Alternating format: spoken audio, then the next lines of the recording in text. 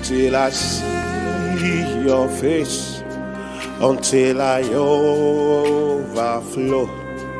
My worship will not end, my prayer will not stop. Until I see your face, until I overflow. My worship will not end, my prayer will not stop. Open up, open up, open up, Spirit of the deep. Open up, higher realms of glory. Seigneur, ta parole dit, Seigneur, que ce n'est ni par notre force, ce n'est ni par la force, Seigneur, ni par la puissance, mais c'est par ton esprit, Seigneur. Alors nous savons, Seigneur, ô Père, que quand nous sommes faibles, Seigneur, en toi nous trouvons la force.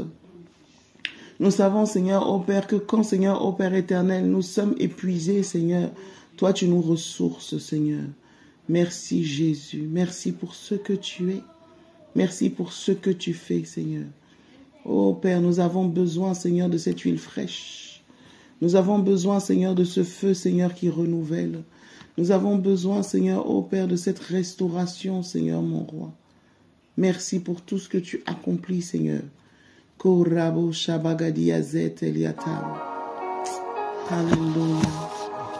À qui d'autre irions-nous, Seigneur? Vers qui d'autre irions-nous, Seigneur, ô Père?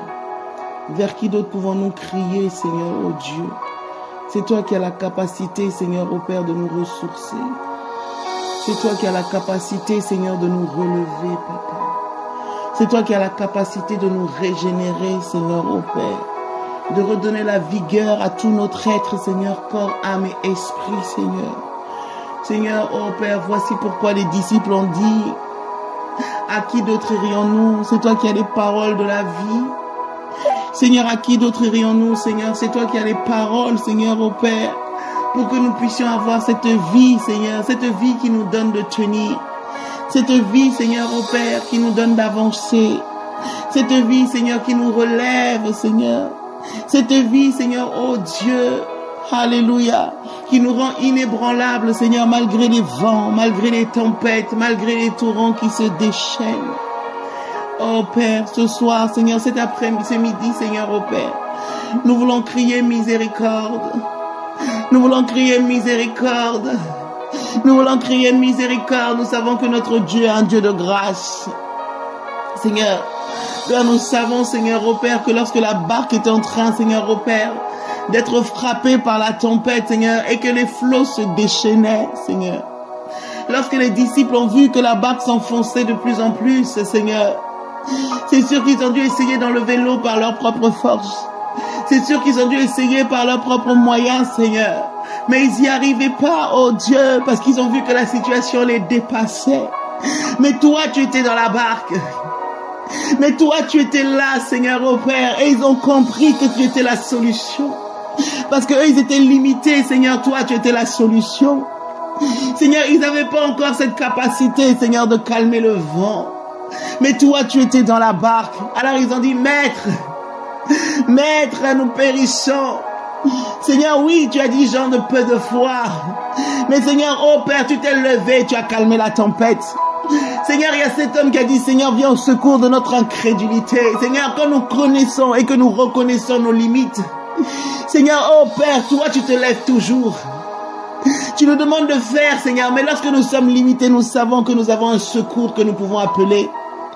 Seigneur, oh Dieu, quel que soit notre état, Seigneur, quel que soit l'état de nos maisons et de nos familles, nous savons que nous pouvons faire appel à toi. Alors nous faisons appel à toi ce midi. Nous faisons appel à toi, Seigneur, mon Dieu.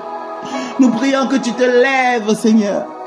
Lève-toi, Seigneur, pour nos situations, Papa. Lève-toi pour nos vies. Lève-toi pour nos maisons. Lève-toi, Seigneur, au Père, pour nos foyers, pour nos enfants, pour nos situations professionnelles, pour tous les domaines de nos vies, Yahweh. Lève-toi, Papa. Il n'y a qu'un seul nom qui a été donné. C'est le nom de Jésus. Il n'y a qu'un seul nom qui a été donné, Papa. Oh Père, Sous le ciel, Seigneur, il n'y a qu'un seul nom qui a été donné. Sur la terre, il n'y a qu'un seul nom qui a été donné par lequel nous pouvons être sauvés. C'est le nom de Jésus. Il n'y a qu'un seul nom qui dit secours. Qui dit sauver, dit secours. Qui dit sauver, dit secours. Yahweh. Jésus, Yahushua, Yahweh sauve, Yahweh sauve. Tu es le Dieu qui sauve. Oh Père, nous appelons à ton secours ce midi, Seigneur. Nous faisons appel à toi, Papa. Toi qui sais de quoi nous sommes faits.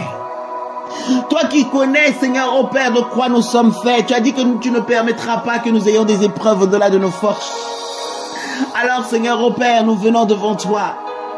Les vases que nous sommes venant devant toi, c'est toi le potier.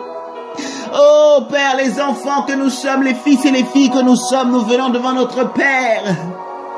Oh Seigneur, les serments que nous sommes, Seigneur, venons nous attacher, nous greffer au sceptre, Seigneur, qui a la capacité de nous envoyer la semence, qui a la capacité de nous envoyer, Seigneur, oh Père éternel, Seigneur, la chèvre dont nous avons besoin, la vie dont nous avons besoin, les vitamines dont nous avons besoin, le secours et la délivrance dont nous avons besoin. Oh Jésus, Yahweh, nous voici devant ta face. El Elyon, nous venons devant toi. Fais quelque chose, fais quelque chose. Fais quelque chose, Papa, lève-toi.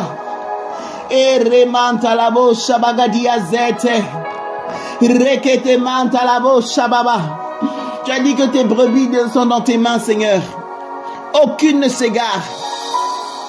Aucune ne se perd, Seigneur, au Père, parce que nous sommes cachés dans tes mains. Lorsqu'il y en a une qui s'égare, tu vas la chercher et tu laisses les 99 autres. Alors nous sommes dans la joie d'avoir un berger comme toi. Nous sommes dans la joie, Seigneur, ô Père, d'avoir un papa comme toi. Tu es celui, Seigneur, ô Père, qui nous secourt et qui ne permettra pas, Seigneur, que nous soyons engloutis par les vents de la mer, par les flots de la mer. Tu ne permettras pas, Seigneur.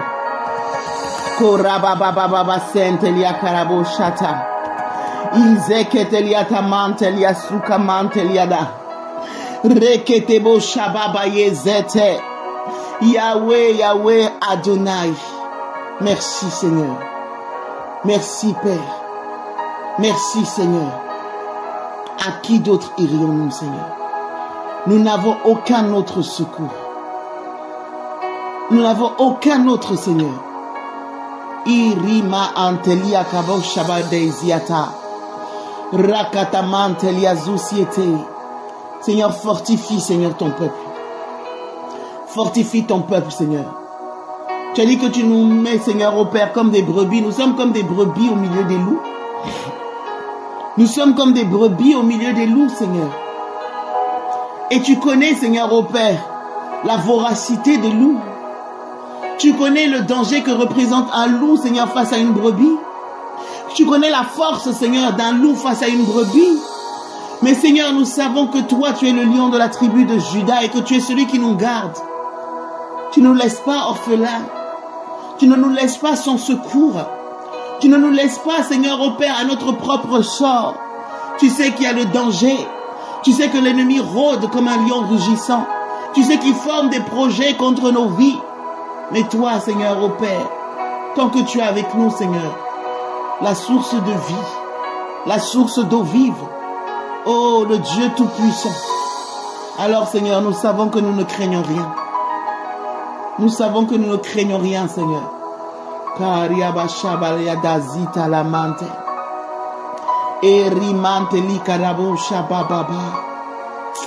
Alléluia. Alléluia. Bien-aimés, nous allons lire ce passage qui me vient vraiment. Quand j'ai commencé à prier, c'est ce passage que j'ai eu. Le passage de Matthieu 8. Lorsque le vent était en train de se déchaîner et que les disciples étaient dans la barque. Alléluia. On va lire ce passage. Matthieu 8. Et on va commencer à partir du verset 5. Kori ateni kalabo shabagadiziata. Karabo shabagadiazete. Afo, tu peux couper ton micro s'il te plaît. Désolé. Bonjour, Cosmos. Pas de souci. Et si un jour je serai président, peut-être que je serai Coupe ton micro, enfin. Oui. Merci. Matthieu 8, c'est à partir du verset 23.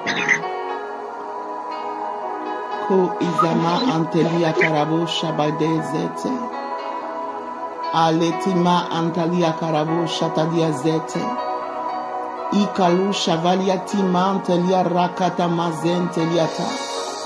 Lu shapa azetelia karamantelia zo papaye keria sente. La zekatu chevia kamanda rabo sente. Père éternel, nous te bénissons parce que tu es le Dieu qui parle. Seigneur, tu as dit que tu donnes la nourriture convenable en son temps, Seigneur, ô Père. Seigneur, ô Père, voici pourquoi, Seigneur, même dans la prière, tu es celui qui nous donne notre pain quotidien. Alors, Seigneur, nous savons que tu vas nous donner la parole qu'il faut, Seigneur, par les temps dans lesquels nous passons. Que tu vas nous donner la parole dont nous avons besoin, Seigneur, ô Père, afin de nous donner de tenir ferme, Seigneur. Ô Jésus, merci. Éclaire-nous encore. Que ce soit pas ma bouche qui parle. Que ce soit pas Geneviève qui parle, Seigneur. Que ce soit ton Saint-Esprit, Seigneur, ô Père, qui prenne le devant, qui prenne le contrôle. Père, que je puisse diminuer, que je puisse disparaître et que toi tu croisses et que tu prennes toute la place. Esprit de Dieu, viens nous parler. Esprit de Dieu, viens nous éclairer. Esprit de Dieu, viens, Seigneur, ô Père. Nous sommes ces disciples, Seigneur, qui sommes prosternés devant le Maître, Seigneur. Et nous disons, Papa, dis un mot. Pour nos vies, dis un mot. Pour nos situations, dis un mot. Nous t'écoutons. Et nous ne voulons pas écouter, Seigneur, comme des vulgaires hommes, Seigneur. Nous ne voulons pas écouter comme des simples hommes. Nous voulons écouter comme des disciples. Nous voulons écouter, Seigneur, ô Père, avec les oreilles de l'Esprit. Et nous voulons saisir le vent, Seigneur, de ton Esprit. Ta pensée, Seigneur. Au nom puissant de Jésus. Nous détruisons, Seigneur, toute tentative de l'ennemi, Seigneur, ô Père. Pour nous distraire, Seigneur, ou pour faire divaguer, Seigneur, nos pensées, Seigneur. Au nom puissant de Jésus-Christ de Nazareth. Amen. Alors, il est dit ceci dans Matthieu 8, à partir du verset 23. Il monta dans la barque et ses disciples le suivirent. Et voici, il s'éleva sur la mer une si grande tempête que la barque était couverte par les flots. Et lui, il dormait. Les disciples, s'étant approchés, le réveillèrent. Et ils dirent, Seigneur, sauve-nous, nous périssons. Il leur dit, pourquoi avez-vous peur, gens de peu de foi? Alors il se leva, menaça les vents et la mer, et il y eut un grand calme. Ces hommes furent saisis d'étonnement. Quel est celui-ci, disait-il, à qui obéissent même les vents et la mer? Alléluia. Ko izama antelia karabo shata. Ce passage est pour quelqu'un, c'est à ce midi. C'est vraiment ce qui me venait. Alléluia. La Bible dit, il monta dans la barque et ses disciples le suivèrent. On va aller étape par étape. On voit déjà que Jésus est monté dans la barque et ses disciples l'ont suivi. Il faut être là où le maître est. Il faut suivre le maître. Là où le maître se trouve, c'est là qu'il faut être. Il ne faut pas faire un pas sans le Seigneur. Il ne faut pas faire un pas sans le roi des rois. Il ne faut pas aller quelque part où le Seigneur n'est pas.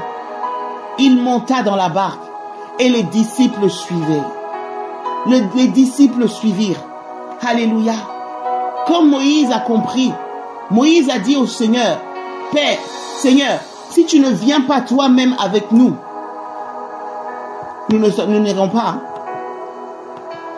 Or, le Seigneur avait dit qu'il enverrait son ange.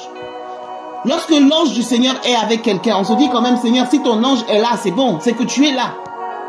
Parce que ton ange est quand même ton représentant. Mais il y a certaines dimensions, il y a certains combats, il y a certains degrés d'épreuve. Tu ne veux pas que ça soit l'ange.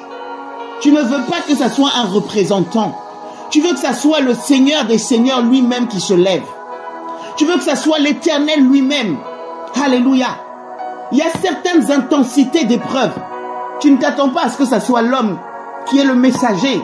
Tu ne t'attends pas à ce que ça soit l'ange qui est le messager ou le représentant. Non. Tu veux que ça soit le Seigneur lui-même qui se lève. Ka'azet Eliata. Et c'est l'état de mon cœur ce midi. Et je crois que c'est l'état du cœur de plusieurs. Nous voulons une intervention du roi. Nous voulons que ça soit le roi. La dernière fois, lorsque nous parlions, lorsque nous étions en train de prier, le Seigneur a donné le passage aussi, la pensée de la reine Esther, qui au fait, lorsqu'il y avait des combats, parce qu'elle connaissait le cœur de Haman, elle savait au fait tous les coups foireux de Haman. Haman n'était pas à son début. Haman avait déjà sorti des lois, il avait déjà sorti des décrets, il avait déjà mis en place certaines choses. Esther ne s'est pas levée. Et maintenant, quand la situation était compliquée, et que même Mardochée est venu la voir en disant, là, si tu te tais là, le Seigneur enverra même quelqu'un d'autre, mais toi et ta maison, tu vas voir. Tu verras. Esther savait qu'il fallait faire quelque chose. Elle n'est pas allée voir Haman, qui était l'auteur du problème. C'était Haman qui était la base de la cause du problème. C'était Haman qui avait décidé d'exterminer le peuple juif. C'était Haman, la source du conflit et du combat. Elle ne s'est pas levée pour aller voir les personnes qui ont rédigé les lois en disant « Je suis la reine, je suis l'épouse du roi, donc normalement moi aussi j'ai autorité. Je vous dis, changez la loi, faites quelque chose parce que je refuse. » Elle n'est pas allée voir ces personnes-là. Elle s'est levée, elle s'est préparée. Elle est partie voir le roi, son époux, et qui avait même donné un décret que personne ne doit se présenter devant lui sous peine de mort. Personne ne devait venir.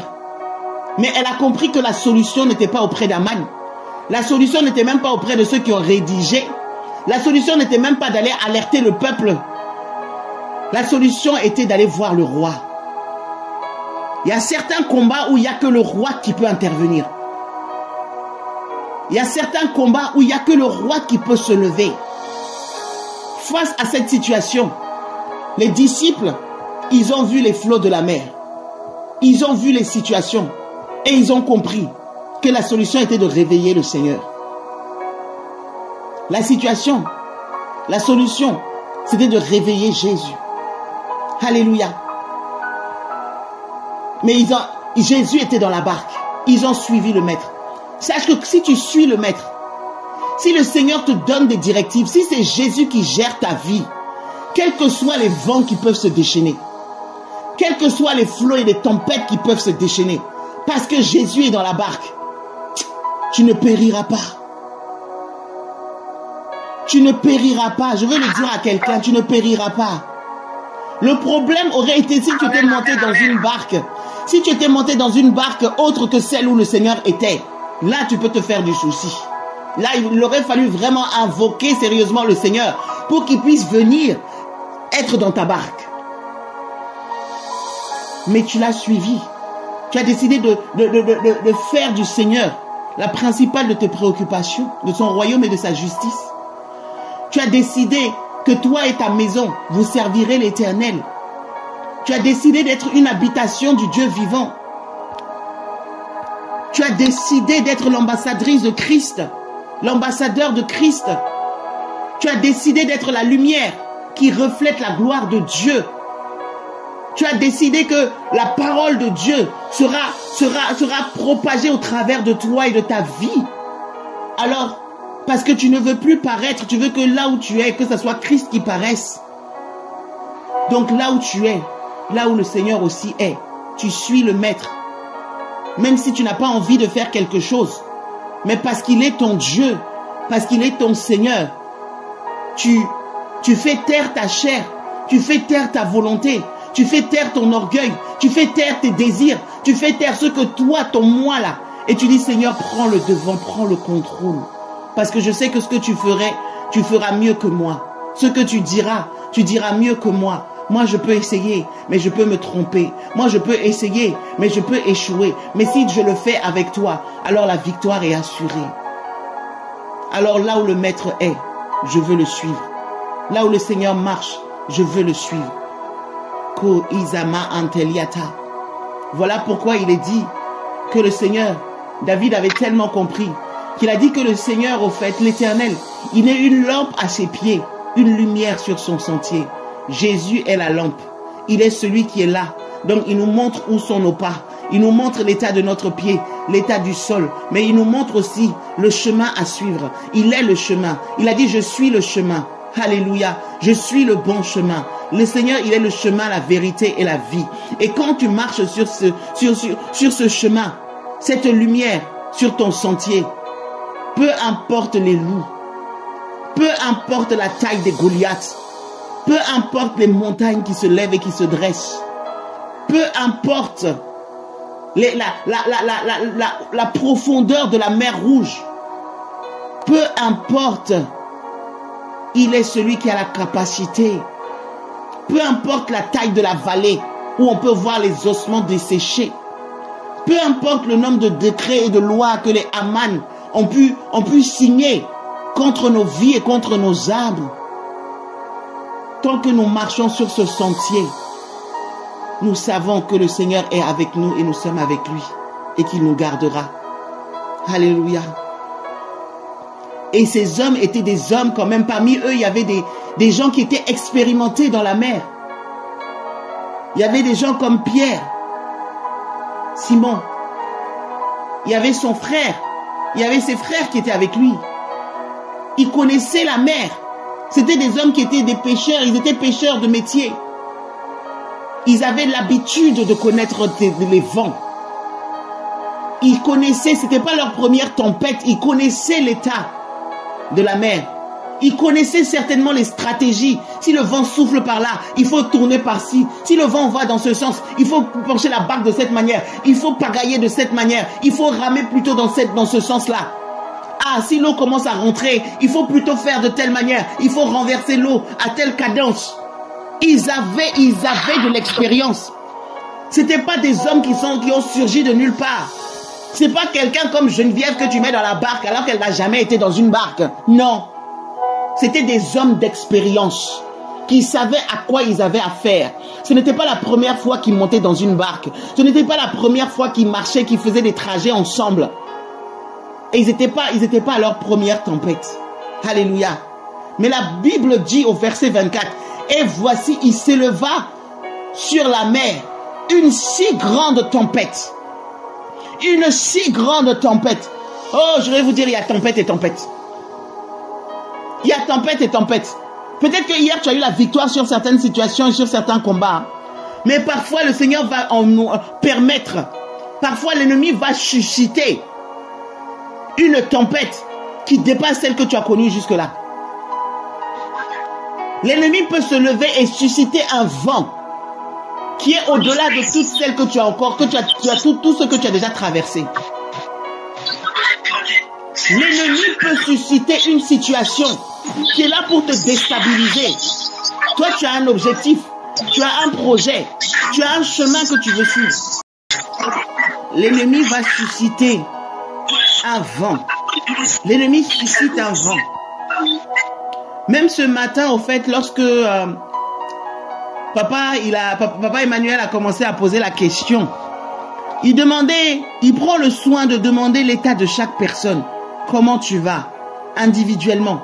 Parfois, il prend ce temps-là pour savoir comment tu vas. Ça me fait penser au Seigneur qui appelle les brebis par leur nom, qui prend le temps de connaître la situation de chacun. Quelle que soit la fatigue qu'il a, quel que soit comment il est, quel que soit tout ce qu'il a traversé, il va des fois prendre le temps de se soucier de toi, de savoir comment tu vas. Et il te pose la question. Je dis, waouh Seigneur, moi ça me parle, ça me marque. Vous voyez? Ça me marque. Et maintenant, quand il pose la question, on a vu aussi que beaucoup parmi nous là, on disait oui par la foi. Sincèrement, on disait oui par la foi. Il y en a même qui disaient, papa, ça ne va pas. Parce que c'est chaud, on passe par le feu. On passe par le feu, les amis. Il y a les vents qui soufflent.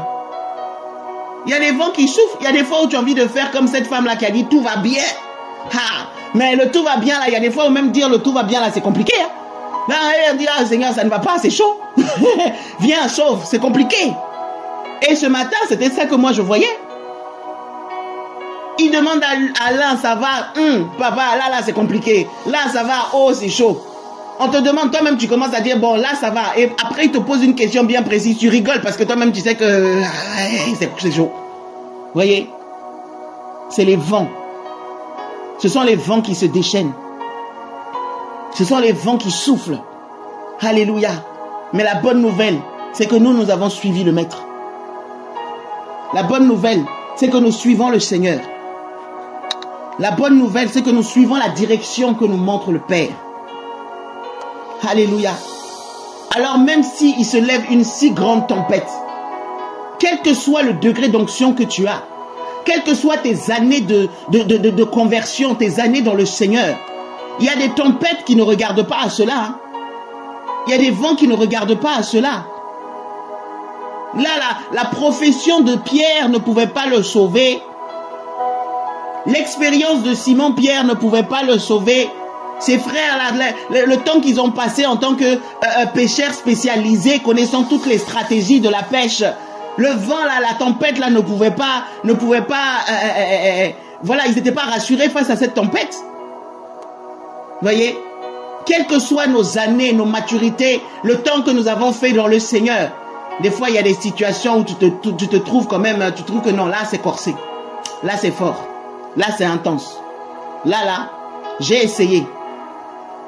Et quand tu regardes, tu as l'impression que le Seigneur, il dort. Tu as l'impression que le Seigneur, il dort. Qui dit dort, dit calme. Une personne qui dort ne s'agite pas. Une personne qui dort, tu ne l'entends pas.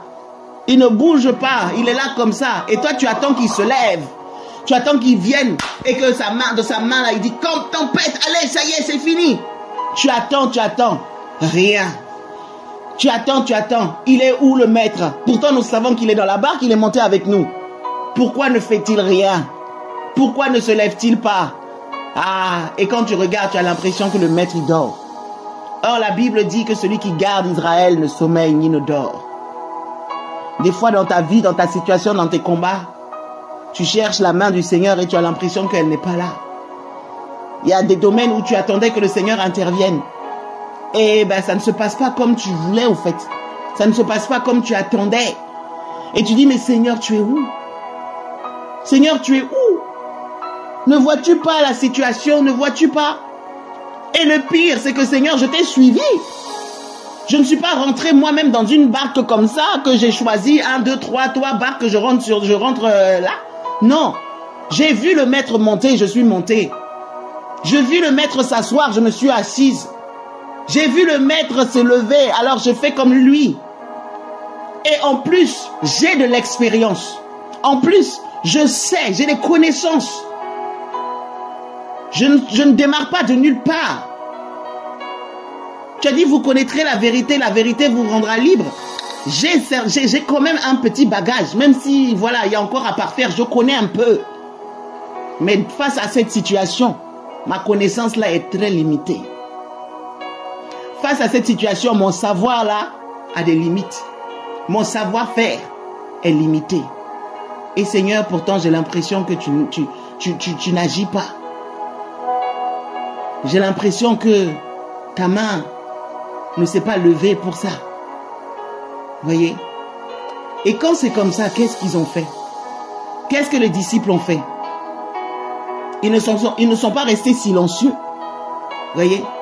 Ils ne sont pas restés silencieux. La Bible dit, et les disciples s'étant approchés. Il faut rentrer dans plus d'intimité. Il faut plus d'intimité. S'étant approchés, ils étaient dans la même barque, mais ça ne suffisait pas. Il fallait s'approcher. Tu connais le Seigneur, mais il faut chercher plus l'intimité. L'intimité. Il faut s'approcher du Maître encore plus. Il faut s'approcher du Maître. encore plus. Alléluia. Même si le maître est dans la barque, parfois ça ne suffit pas. Si le maître est dans la barque, face à certaines tempêtes, ça ne suffit pas. Et ce n'est pas parce que tu ne vois pas la main du maître. Ce n'est pas parce que tu as l'impression que le maître dort, hein, que tu dois laisser, même si tu as l'impression qu'il n'est pas là. Persévère. Même si tu as l'impression qu'il ne s'est pas levé, qu'il n'a pas fait, tu as l'impression que tout est perdu. Persévère. Le secret là, c'est de s'approcher du maître. La Bible dit les disciples s'étant approchés le réveillèrent. Vous savez que dans la réalité, le Seigneur, il ne dormait pas. Hein? Son corps pouvait être peut-être en train de dormir, mais son esprit ne dort pas. La Bible dit en lui habitait corporellement toute la plénitude de la divinité. L'esprit qui habite en lui ne dormait pas. Jésus, homme, peut-être était en train de faire une sieste. Jésus, homme. Or, ce n'est pas le Jésus, homme, auquel on veut faire appel. Alléluia. C'est le Jésus, c'est le Christ, le Oint, le Messie, l'envoyé de Dieu, la solution. Ah, et lui, il ne dort pas. Il ne dort pas, il ne sommeille ni ne dort. Mais la solution, c'est quoi? C'est de s'approcher. C'est de rentrer dans plus d'intimité, même si tu ne vois rien. N'avance pas par la vue, avance par la foi. C'est difficile. C'est difficile. Mais fais-le. Et je vous assure, si le Seigneur permet, je vous témoignerai d'une petite expérience qui s'est passée il n'y a pas longtemps. C'est dans les temps où il y a la tempête là. C'est très difficile de rester calme.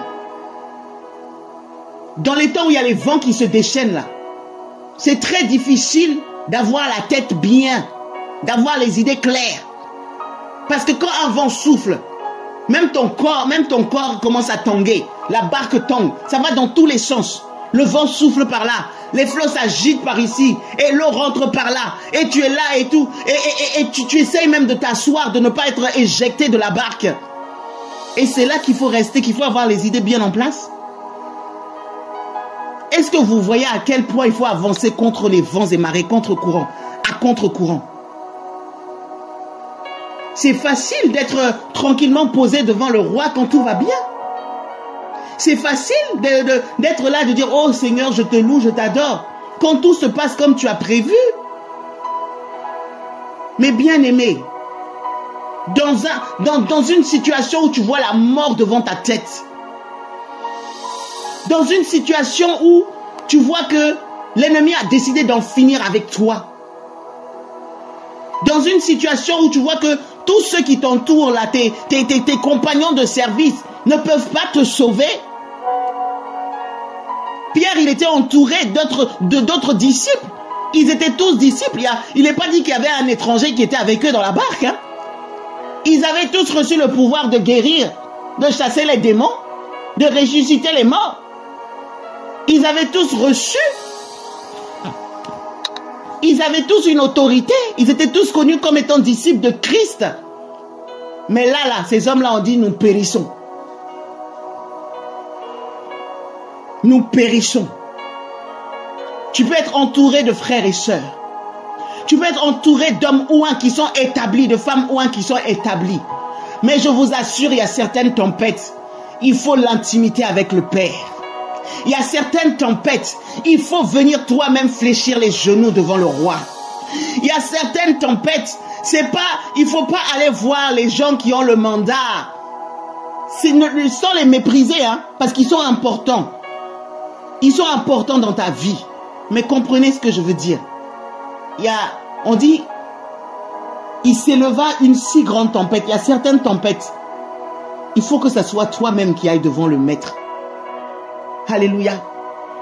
Vous savez, même il y a les serviteurs, des fois ils peuvent nous dire, soutenez-nous dans la prière par rapport à ça.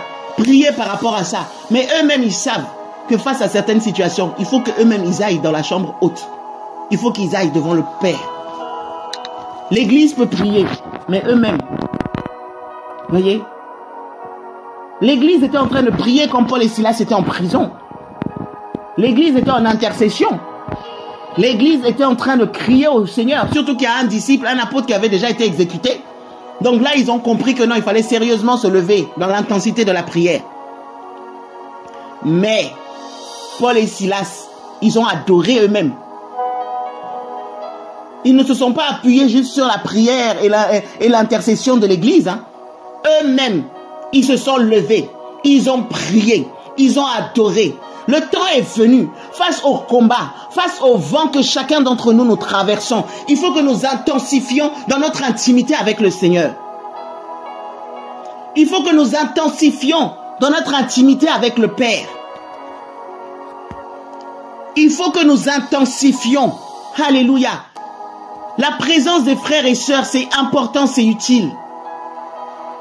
Le soutien, la communion fraternelle, elle est indispensable, elle est utile. De s'encourager les uns les autres, c'est nécessaire. Mais je vous assure, déjà que nous avons suivi le Maître, mais il faut rentrer, il faut s'approcher. Alléluia. Les disciples s'étant approchés le réveillèrent. Ils l'ont réveillé. Je vous disais que Jésus homme, on peut dire Jésus homme dormait, mais le Saint-Esprit qui était en lui là, ne dormait pas. Quand ils l'ont réveillé, la Bible dit, invoque-moi et je te répondrai. Le Seigneur dit, invoque-moi et je te répondrai.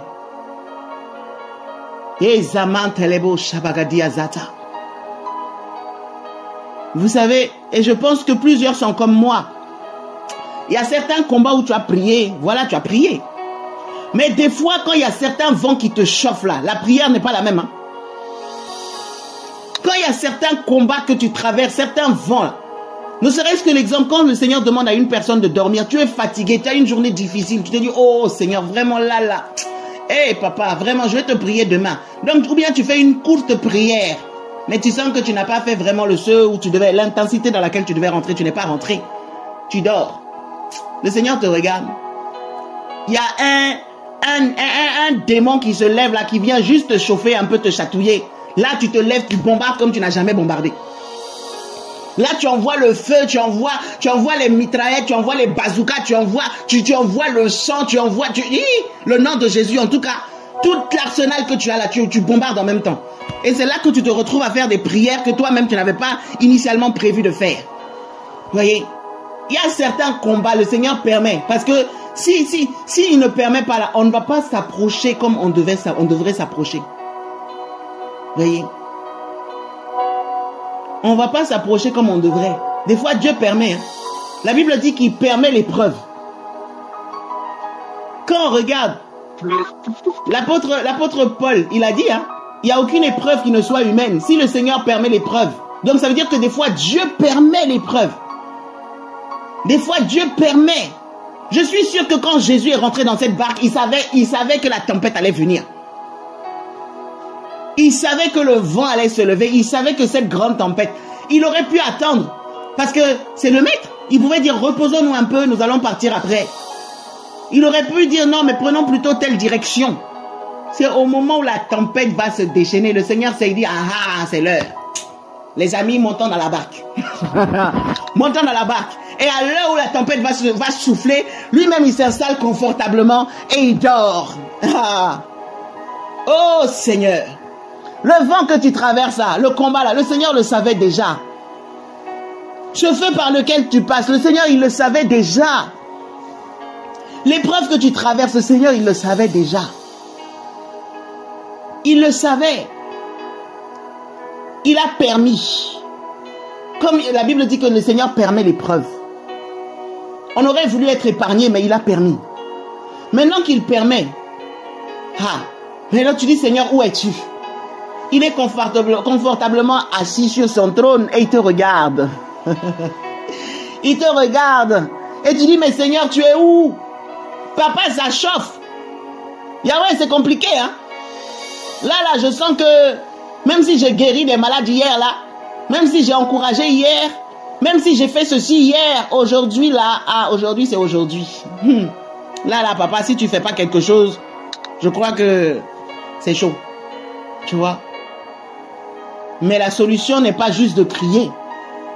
Parce que je pense que quand les vents ont commencé à souffler, les disciples ont dû crier. Hein? Quand quelqu'un voit la mort en face, là, tu ne restes pas silencieux. Hein. Pierre a dû demander à Jacques, Jacques, hey, fais ceci. Et l'autre a dû demander, oui, bah écoute, toi, fais comme ça, fais comme si. Ils ont dû essayer. Et avec un tel bruit là, le Seigneur pouvait se réveiller. Non, le Seigneur entendait, hein, mais il attendait que ces gens-là s'approchent. S'étant approché, c'est quand tu t'approches que tu peux le réveiller. Si les bruits de la tempête ne l'ont pas réveillé, vos cris ne l'ont pas réveillé, c'est qu'il attendait. Il attendait une certaine dimension, il attendait quelque chose. Il attendait que les disciples s'approchent. Tu vois, ils étaient dans la même barque, mais il y avait une certaine proximité, une certaine intimité. Pour débloquer ta situation là, pour que tu vois la gloire de Dieu dans ce combat là, le Seigneur attend que tu puisses atteindre une certaine intimité avec lui. Que tu soupes avec lui, qu'il soupe avec toi. Le fait d'être juste dans la maison ne suffit pas. Que le Seigneur soit juste dans ta maison ne suffit pas. Alléluia. Qu'il soit juste dans ta maison là ne suffit pas. Que tu invoques juste son nom ne suffit pas. Que tu pries seulement ne suffit pas. Il veut que tu intensifies, que tu t'approches avec intentionnalité. Que tu t'approches avec intentionnalité, que tu atteignes cette proximité, que tu soupes avec lui, que lui soupe avec toi. Que tu soupes avec lui et qu'il soupe avec toi. Et quand tu atteins ce degré d'intimité, là, le maître se réveille. Ils le réveillèrent. Ils le réveillèrent. Et quand le Seigneur se lève, ah, alléluia. Quand le Seigneur de gloire se lève, oh, si l'Éternel est pour moi, qui sera contre moi? Si l'Éternel se lève, aucune tempête, quel que soit son nom, ne peut résister. Le tout est de trouver la technique, de trouver le moyen pour réveiller le maître. Alléluia. Invoque-moi et je te répondrai. Seigneur, comment t'invoquer face à ce cas-là? Seigneur, comment t'invoquer? Quel degré, quelle intensité, quel décibel de cri dois-je élever devant ton trône, Père, par rapport à cette situation? Quel degré de sacrifice? Combien d'heures de prière? Combien de temps de jeûne? Combien de temps de méditation? Je ne sais pas, mais conduis-moi. Tout ce que je veux, c'est atteindre ce niveau-là, Seigneur. Alléluia. Parce qu'ils se sont approchés, le Seigneur s'est réveillé. Et c'est là, maintenant qu'ils pouvaient lui parler, Seigneur. Donc, ils ne sont pas venus avec un autre mot que le mot Seigneur. Seigneur. Ils le reconnaissent comme Seigneur, comme le propriétaire de leur vie, comme le maître. Alléluia. Là, il y a certaines dimensions là. Face à certains, il faut que tu vois, tu reconnaisses la seigneurie de Christ. Là, ils l'ont reconnu comme Seigneur et comme Sauveur, dans sa fonction totale. Alléluia. Ils l'ont reconnu non seulement comme Seigneur, mais comme Sauveur. Parce qu'ils ont dit, Seigneur, sauve-nous. Ils l'ont reconnu comme Seigneur, ils l'ont reconnu comme Sauveur. Comme le Maître, celui qui dirige, mais celui qui a la capacité aussi de secourir. Seigneur et Sauveur. S'ils avaient juste dit Seigneur, ça aurait été limité. Si j'avais juste dit Sauveur, ça aurait été limité. Mais ils l'ont reconnu comme Seigneur et comme Sauveur. Et ils ont reconnu que sans lui, sans son intervention, ils allaient périr. Seigneur, sauve-nous, nous périssons. Seigneur, sauve-nous, nous périssons. Seigneur, face à cette situation, sauve-moi, lève-toi, parce que sans toi, papa, je ne peux pas. Seigneur, lève-toi, sauve-moi. Face à ce combat, papa, je ne peux pas, seul, je suis limité. Et voilà pourquoi le Seigneur se lève. Il dit, pourquoi avez-vous peur? Donc on comprend que ces disciples, leur efficacité avait été amoindrie à cause de la peur. Leur efficacité avait été amoindrie à cause de la peur. Les amis, la peur est un ennemi redoutable. La peur est un ennemi redoutable qui peut faire des ravages, qui peut amoindrir quel que soit le feu, l'onction que tu as, si tu as peur. C'est pour ça que le Seigneur a parlé à des personnes comme Josué, lève-toi et prends courage. C'est pour ça que face à certains prophètes, le Seigneur dit, n'aie pas peur, ne tremble pas devant eux, de peur que je te fasse trembler. La peur, un ennemi redoutable. Parce que quand tu as peur, tout ce que tu sais faire là, tu n'oses même pas l'utiliser. La peur. La peur. Ces hommes avaient peur. Ils ont réveillé le Seigneur. Et le Seigneur a tout de suite décelé le problème de fond. La peur. Pourquoi avez-vous peur? Donc ça veut dire que la peur, face à la peur, quel que soit le nombre de versets que tu connais, la peur est capable d'amoindrir ta force. Quels que soient les miracles que tu as vus, parce que ces hommes avaient vu des miracles. Ils avaient vu Jésus à l'œuvre, à l'action. Plusieurs fois, ils ont assisté à des choses extraordinaires. Ils ont vu des choses que l'œil n'avait point vues à l'époque. Entendu des choses que l'oreille n'avait point entendues à l'époque. Mais face à la peur, ces hommes se sont retrouvés comme paralysés. Et ils se sont vus en train de périr. Ils se sont vus en train de mourir. Quelle que soit l'onction qu'ils avaient, quelle que soit la puissance et l'autorité que le Seigneur leur avait donnée, la peur avait réussi à paralyser tout ça. Tu sais que tu es enfant de Dieu. Tu sais que Christ vit en toi. Tu sais que le Seigneur marche avec toi. Tu sais que tu as l'autorité de marcher sur les serpents, sur les scorpions et sur toutes les ruses de l'ennemi. Tu sais que le Seigneur t'a donné l'autorité pour chasser les démons. Tu sais que le Seigneur a dit, fils de l'homme, prophétise. Mais tu connais tous ces versets. Mais aujourd'hui, face à ton combat, tu es là, tu dis, Seigneur, au secours. La peur. La peur d'échouer. La peur de ne pas réussir. La peur que cette fois-ci, ça ne marche pas. La peur, c'est un adversaire terrible. C'est un adversaire redoutable. Alors le Seigneur leur dit, pourquoi avez-vous peur? Parce que quand tu as peur, ta foi prend un coup. Quand tu as peur, ta foi prend un coup. Il dit, gens de peu de foi. Parce que la foi qu'il aurait fallu avoir pour triompher de cette situation avait été comme paralysée. Vous savez, la foi peut augmenter, la foi peut diminuer.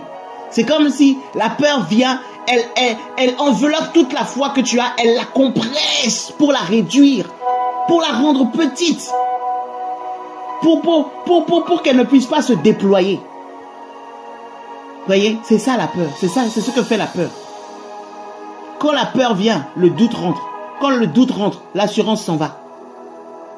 Et quand l'assurance s'en va, ton efficacité réduit. Quelle que soit la puissance du verset, ton efficacité s'amoindrit. Voyez. Alors, voilà pourquoi nous devons demander un esprit d'audace.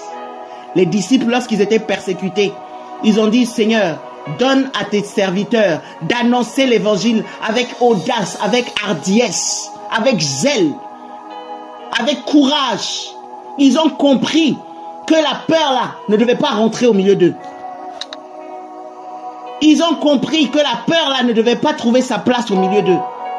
Parce que quel que soit le feu, quelle que soit la puissance qui pouvait descendre sur eux, s'ils ont peur là, c'est compliqué. Voici pourquoi un prophète comme Élie peut faire descendre le feu du ciel, peut exterminer les prophètes de Baal, peut faire quelque chose d'extraordinaire. C'est-à-dire que le feu même va descendre sur l'eau. Et l'autel va être, l'holocauste, le sacrifice va être consumé sur l'autel. Il peut faire un tel exploit qu'aucun homme naturel ne peut faire. Mais quand Jézabel a envoyé la flèche de la peur, quand Jézabel a envoyé les dards enflammés de la peur, en disant, toi, ta tête là, si je l'attrape, en tout cas, tu vas voir. La peur est rentrée, cet homme a commencé à fuir et parti se cacher jusque dans une grotte. Et il a demandé la mort. Parce qu'il ne voulait pas tomber entre les mains de cette femme. Après avoir fait tout ça là, il se dit non. Cette femme-là ne peut pas triompher. La peur. Il est parti se cacher. Il est parti demander la mort. Le Seigneur même va le réveiller. L'ange de l'Éternel va le réveiller en disant, mange. Voici un gâteau, mange. Mange, ne te laisse pas mourir. C'est pas le temps encore de mourir. Tu vas pas mourir avec ton manteau. Il y a la relève. Tu vas mourir comment? C'est pas fini. Tu as encore quelque chose à faire. La peur peut faire que même la mission à laquelle Dieu t'a appelé là, toi-même tu oublies. Hein? Tu cherches juste un échappatoire. Combien de fois face à nos combats, on a juste eu envie de disparaître pour ne plus avoir à subir, pour ne plus avoir à vivre ça. Il n'y a pas très longtemps, face à une situation là, ça me chauffait tellement, je parlais au fond de mon âme, je dis, Seigneur, si j'avais le don de téléportation là, tu ne peux pas savoir comment je me serais téléporté. Je serais allé loin de cette situation. Eh ben, c'est là que le Seigneur dit, eh ben non, tu n'auras pas le don de téléportation, tu vas gérer le problème. Vous voyez, face à certains combats, tu as juste envie que le combat disparaisse, que la montagne disparaisse, que la montagne soit aplanie, ou qu'elle se lève et qu'elle se jette à la mer. Mais il y a des montagnes dont le Seigneur n'a pas prévu qu'elles s'aplanissent. Il y a des montagnes que le Seigneur n'a pas permis qu'elles se lèvent et qu'elles se jettent à la mer. Parce qu'il y a des montagnes où tu dois avoir les pieds semblables à celles des biches et tu dois les gravir, tu dois monter. Et tu as des efforts à faire, tu dois transpirer. Mais tu ne seras plus jamais le même, tu ne seras plus jamais la même. Quand tu monteras dans cette montagne, il y a des combats que Dieu peut éviter. Il y a des démons là, il y a des situations là. Le Seigneur peut faire en sorte que oui, tu chasses le démon, il s'en va. La situation, elle disparaît. Mais il y a d'autres fois où tu dois livrer bataille. Où tu dois te ceindre de tes armures, de tes armes spirituelles. Et tu dois livrer le combat. Tu dois livrer le combat. Tu as ta part à faire. Tu dois livrer le combat. Je parle à quelqu'un. Tu dois livrer le combat. Le Seigneur pouvait envoyer la foudre sur Goliath. Hein, et il serait terrassé. Goliath était en train d'insulter l'Éternel et son armée. Goliath parlait mal. Le Seigneur pouvait le faire sans David. Il y a un homme dans la Bible où on dit qu'il était tellement méchant. Il était tellement méchant, le mari de Abigail. Il était tellement méchant que le Seigneur l'a frappé. Il est mort sur place. Hein. C'est pas quelqu'un qui est venu le frapper. Alors notre Dieu est capable. La Bible nous parle de certaines personnes, la terre s'est ouverte et les a engloutis. Ils sont descendus vivants dans le séjour des morts. Ça veut dire qu'il y a des situations où quand Dieu même veut se lever, il va se lever tout seul sans le secours d'aucune main. Mais il y a des fois où il passe par toi. Il y a des fois où il passe par toi. Il y a des combats qu'il veut que tu mènes. Il peut faire disparaître la situation, mais des fois il va te la faire vivre. Parce que ça fait partie de ton entraînement. Vous voyez? Et il y a des combats, si Dieu arrive à les vaincre en tant que Dieu, c'est même pas que s'il arrive, parce qu'il est tout puissant, il peut vaincre tout combat. Vous voyez? Mais il veut préparer un témoignage. Et il veut te rendre participant de ce témoignage. Il veut te rendre participante de ce témoignage. Alléluia. Alors, ces hommes qui ont dit, Seigneur, viens au secours de mon incrédulité. Ces hommes qui ont dit, oh, Dieu de Jacob, soutiens ma foi. Ces hommes qui ont dit, oh, Père, viens au secours de mon incrédulité. Père, augmente-nous la foi. Ils avaient vu quelque chose, hein? Ils avaient compris quelque chose. Alléluia. Et c'est alors que Jésus se lève. La Bible dit, alors il se leva. Il se leva. Il menaça les vents et la mer. Et il y eut un grand calme. Quand l'Éternel se lève, tout fait silence. Quand tu trouves ce que Dieu attend de toi face à cette situation, il va se lever et tout fera silence. Si la situation perdure, c'est que peut-être qu'il y a encore des choses qui t'échappent. C'est que ce que Dieu attend réellement n'est pas encore complètement atteint. Parce qu'il est impossible que tu suives le Maître, que tu marches avec le Maître, que tu sois avec le Maître, que tu traverses cette épreuve, que tu t'approches du Seigneur, que tu sois au cœur à cœur avec lui, sans qu'il ne se lève. Et s'il se lève, forcément, il agira. Il agira. Il a dit un mot. Il a menacé. Il a parlé. La tempête a su qu'elle devait se calmer. Et il n'y avait pas... Et si vous regardez bien, la Bible dit qu'il menaça les vents. Ça veut dire qu'il n'y avait pas un seul vent. La Bible aurait pu dire qu'il menaça le vent. On dit il menaça les vents. Les vents. Les vents. Il n'y avait pas une seule attaque contre cette barque-là. Des fois, il n'y a pas un seul adversaire contre ta vie. Hein. C'est comme si tout vient en même temps. Et il y a les combats par-ci, il y a des combats par-là, il y a une épreuve par-ci, il y a une épreuve par-là. À ceci vient se rajouter ceci, les vents. Les vents. Mais tout cela avait un seul but. C'est que tu aies peur, que tu te décourages et que tu dises que ton Dieu dort et qu'il t'a abandonné. Ça avait un seul but. Te faire croire que tu es seul face à ça et que tu es livré à la situation. Et que la situation là va t'exterminer. Les vents.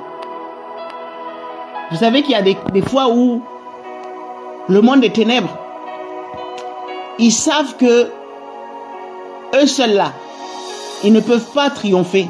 Donc parfois ils font alliance, ils font coalition. Ils se mettent ensemble.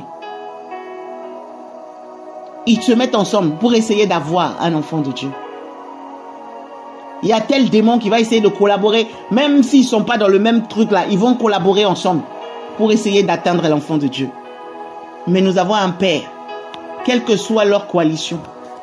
La Bible dit qu'ils viendront par un seul chemin. Donc ils se sont mis en accord. Ils se sont accordés dans un but bien précis. Ils viendront par un seul chemin, mais ils fuiront par ce chemin. L'Éternel met la confusion dans leur camp et le Seigneur les terrasse. Voyez, le problème n'est pas le nombre de tes adversaires. Hein. Le problème n'est pas le nombre de tes adversaires. Le problème n'est pas leur taille. Le problème n'est même pas leur force. Le problème, c'est de trouver ce que Dieu attend de toi. D'aller dans l'intimité, dans le sein des saints. Voyez? Pas dans le parvis, pas dans le sein des saints. Dans le sein des saints. Le cœur à cœur avec le roi. L'intimité avec le Père. Et c'est de là que tu vas entendre. Reçois de sa bouche ses instructions. Il te dira. Ou bien il fera lui-même. Mais il te dira quoi faire. Déjà, il leur a dit où était le problème. La peur. La peur, leur foi. Il leur a dit où était la faille. Comment l'ennemi arrivait à avoir autant de force sur eux. Et maintenant, il va être avec toi pour te délivrer de tes ennemis et de tes adversaires. Et la Bible dit, il y a eu un grand calme. De la même manière dont ils se sont déchaînés, de cette même manière-là, le Seigneur apaisera tout et essuiera toutes les traces que l'ennemi a voulu mettre. Le Seigneur essuiera tous les dégâts, toutes les traces, tout le carnage que l'ennemi a voulu faire, toutes les dévastations que la tempête a voulu mettre. Lorsqu'on regarde Job, l'ennemi s'est déchaîné à un point, mais le Seigneur l'a restauré. Il lui a redonné encore plus que ce qu'il avait perdu. Je veux dire à quelqu'un, quels que soient les vents qui soufflent, quelles que soient les tempêtes qui souffrent, qui se déchaînent dans ta vie là, entre encore plus en profondeur avec le Père. C'est facile à dire, je vous assure, je me parle même à moi-même. Ce que je vous dis là, c'est valable aussi pour moi. Avec toutes tes forces, autant que cela dépend de toi, demande au Seigneur de te donner vraiment cette capacité d'être encore plus dans sa présence. Dans sa présence. Dans sa présence.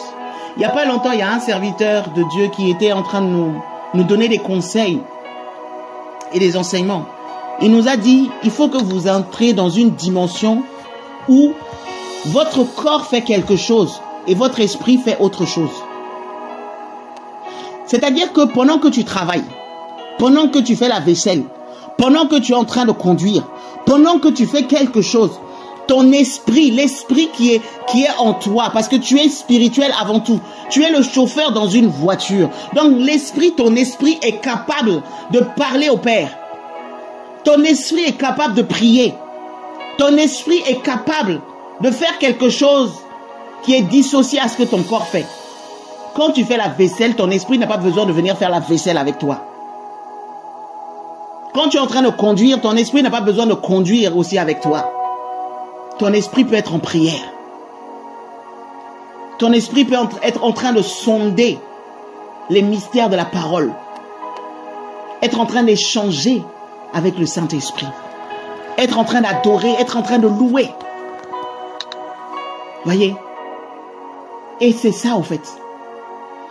C'est comme ça qu'on doit être.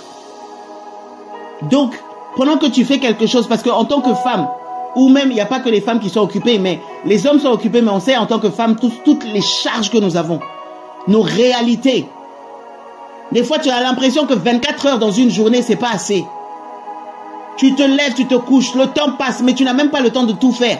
Et tu gères ci, tu gères ça, tu fais ci, tu fais ça, tu fais ça. Et tu as l'impression même que tu n'as même pas, tu n'arrives même pas à tout faire. Voyez? Mais dans ça, tu dois trouver le temps de prier sans cesse. Dans ça, tu dois trouver le moyen d'être dans l'intimité avec le Père, de t'approcher encore plus du Seigneur. Alors l'un des secrets, l'une des clés, c'est que pendant que ton corps fait quelque chose, que ton esprit soit en communion avec le Père. Pendant que ton corps fait quelque chose, ton esprit doit parler au Père. Tu dois être en train de prier. Saint-Esprit, voilà, cette situation, je prie. Cette situation, j'intercède. Seigneur, qu'est-ce que toi tu dis de ça? Seigneur, qu'est-ce que toi tu veux de ça? Tu t'approches du Père. Tu t'approches. Et il te donnera les directives. Il te donnera les instructions. Il n'est pas obligatoire qu'on te voit en train de... N'attends pas seulement le dimanche. N'attends pas seulement les réunions de prière pour être là, chakarababababa. Non. En dehors de ça. En dehors de ça. Là, c'est des temps où, oui, ton corps prie, ton âme prie, ton esprit prie, tout est en prière. Donc, c'est là même on te dit, lève-toi, prie, lève-toi, prie, lève-toi, prie, intercède. Je ne sais pas le moment où tu dois t'asseoir pour dormir, non. Il y a des moments comme ça. Mais il y a des moments où tu fais autre chose. Mais ton esprit là est en prière. Donc ton esprit doit prier sans cesse. Et maintenant, parfois, tu prends ton corps aussi avec toi. Tu rentres dans la chambre, dans le lieu secret, tu fléchis les genoux. Tu dis, hé mon corps, oh, hé mon esprit, oh, hé mon âme. Nous tous là, Seigneur. Nous prions. Nous prions. Voyez? Et c'est ça, prier sans cesse. Prier sans cesse. Ton esprit doit être constamment en prière. Que tu sois homme ou femme. Tu peux faire autre chose, mais apprends à être en prière. Tu peux être en train de gérer des dossiers. Tu peux être là en train de faire des business. Parce que c'est nécessaire. L'homme ne vivra pas seulement de pain. C'est vrai. De toute parole qui vient de la bouche du Seigneur. C'est vrai. Mais nous devons aussi travailler. Parce que la parole dit que celui qui ne travaille pas ne mange pas. Donc nous devons aussi faire des choses. Alléluia. Mais nous devons apprendre à être en prière. Sans cesse. Sans cesse. Sans cesse. Et sans cesse.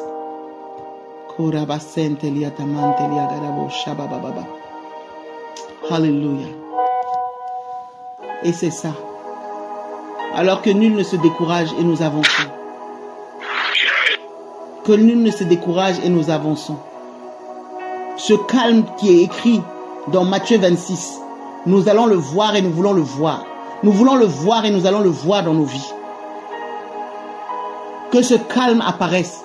Là où l'ennemi s'était déchaîné là, le calme là va apparaître au nom de Jésus.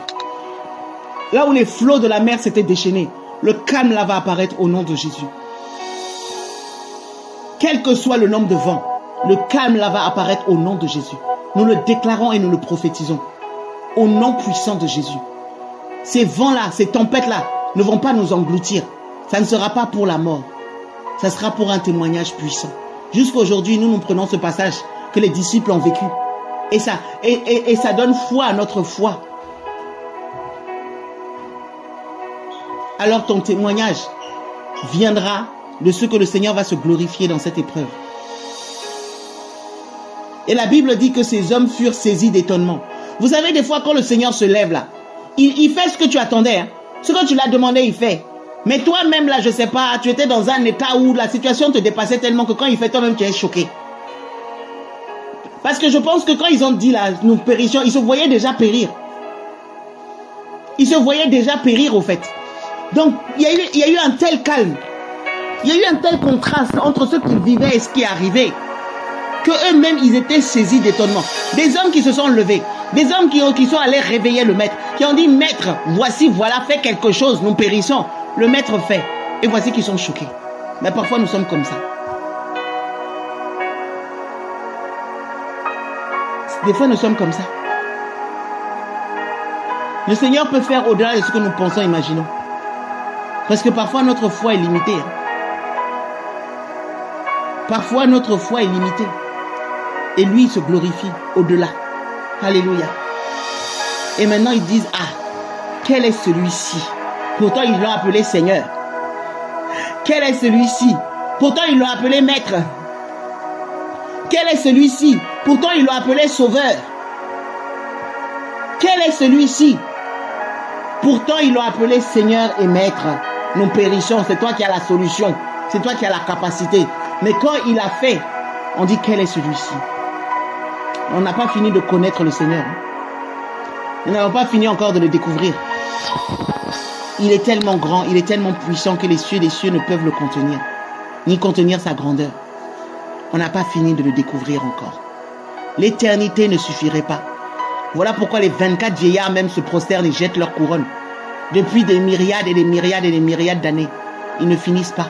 Ils disent Saint, Saint, Saint, pour l'éternité, Saint, Saint, Saint, et l'Éternel, et toute la terre est remplie de sa gloire.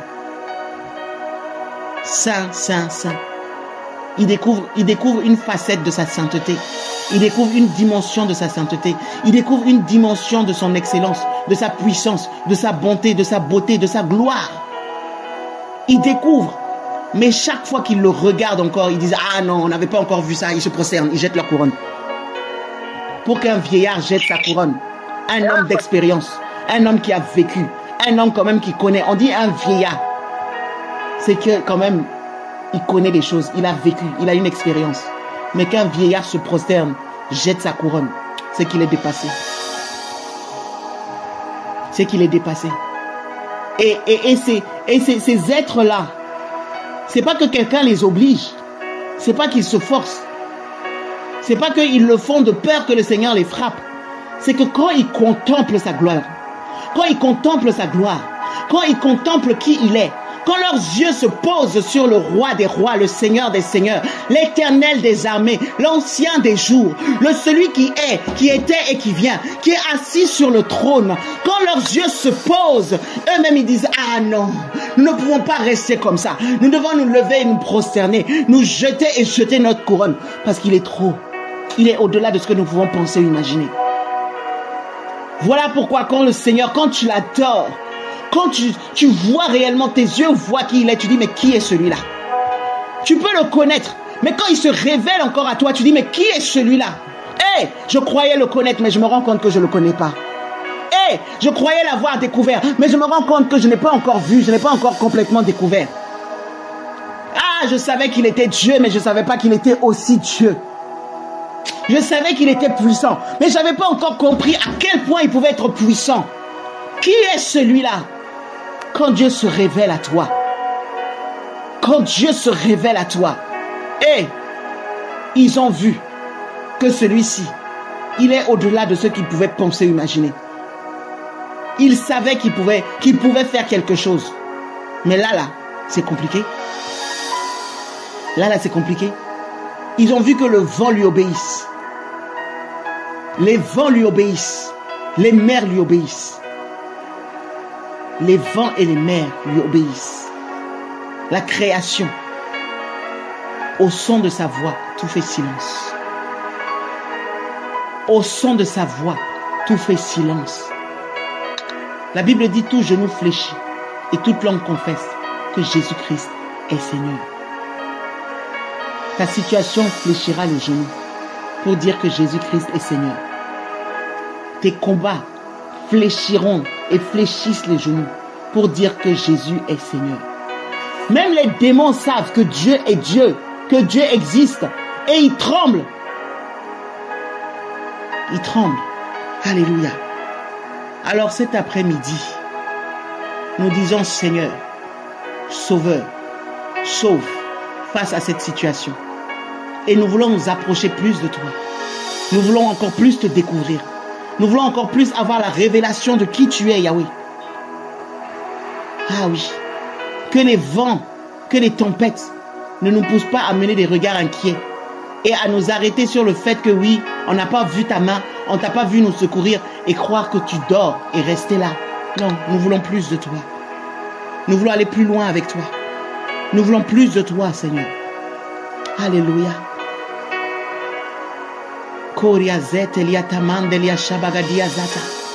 Est-ce que quelqu'un peut s'accorder? Est-ce que nous pouvons nous accorder cet après-midi?